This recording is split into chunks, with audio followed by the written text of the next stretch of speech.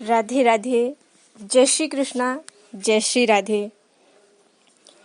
मैं आप सभी अतिथि गणों से और सभी जो भागवत कथा कराते हैं उनसे भी निवेदन करना चाहूँगी कि मैं ऐसे कथा सुनी हूँ कि जो मेरे बड़े अतिथिगण हैं, महाराज लोग हैं, तो अगर जो कथा श्रवण करा रहे हैं,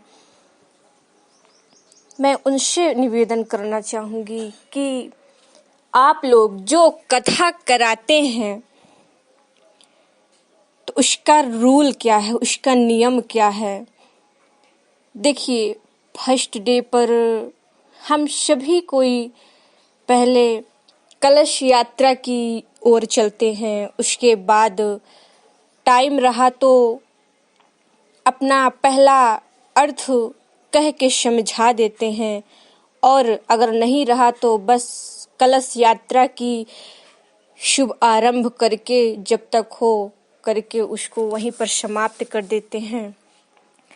तो मैं ऐसी एक जगह कथा हो रही थी तो मैं सुनी कि जब आप लोग कथा कराते हो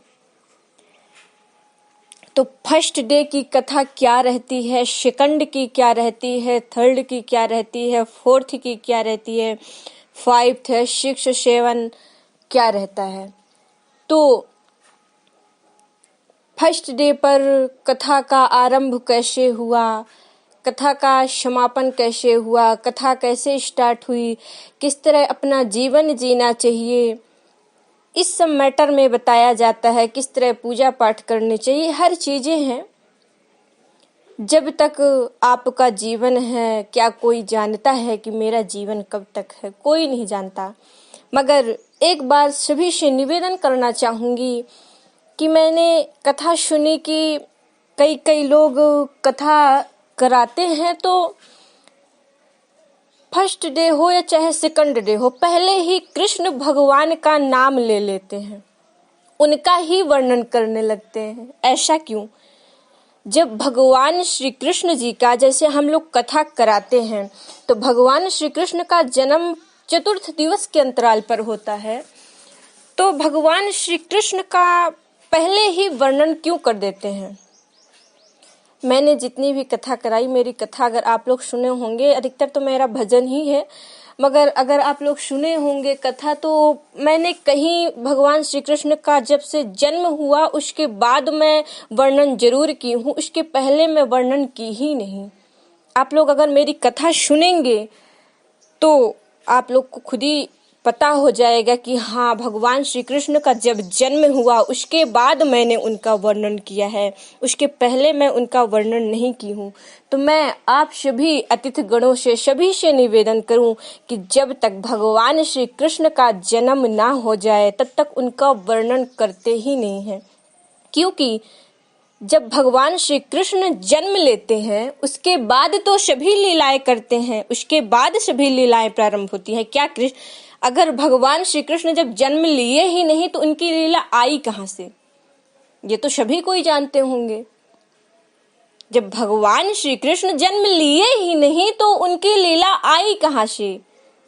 इसलिए मैं सभी से रिक्वेस्ट करूं, निवेदन करूं कि आप थर्ड तृतीय दिवस तक अगर कथा कराते हैं तो उस हिसाब से कराइए कि भगवान श्री कृष्ण की लीलाओं का वर्णन ही ना आए। क्योंकि जब भगवान श्री कृष्ण जन्म लिए ही नहीं तो भगवान श्री कृष्ण की लीलाएं प्रारंभ कैसे हो गई? मैंने कथा में सुनी कि द्वितीय दिवस की कथा चल रही थी, तो ऐसे मैं भी गई, तो बस वही प्रांगण पर बैठ के कथा सुन रही थी, तो वहां भगवान श्री कृष्ण की लीलाओं की बात चलने लगी। भगवान श्री कृष्ण जन्म लिए नहीं हैं और लीलाएं बात चलने लगी।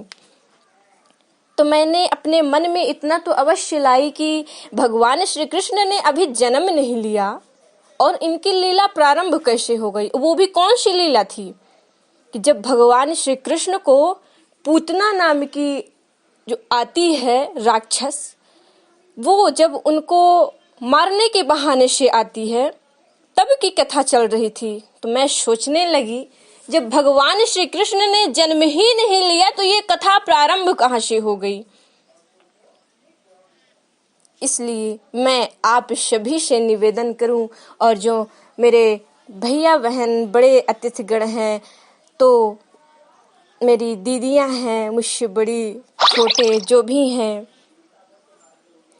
तो मैं उनसे भी निवेदन करूं कि अगर आप लोग कथा श्रवण करा रहे हैं, किसी भी स्थान पर गए हैं और कथा करा रहे हैं, तो कृपया आप लोग इस बात का अवश्य ध्यान दें कि जब तक भगवान श्री कृष्ण का जन्म नहीं होता है तब तक उनकी लीलाएं प्रारंभ नहीं होती हैं।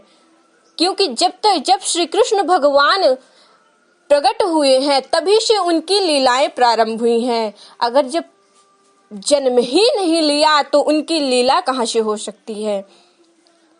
इसलिए मैं निवेदन करूं सभी से कि जो भी आप लोग कार्यक्रम कराते हैं तो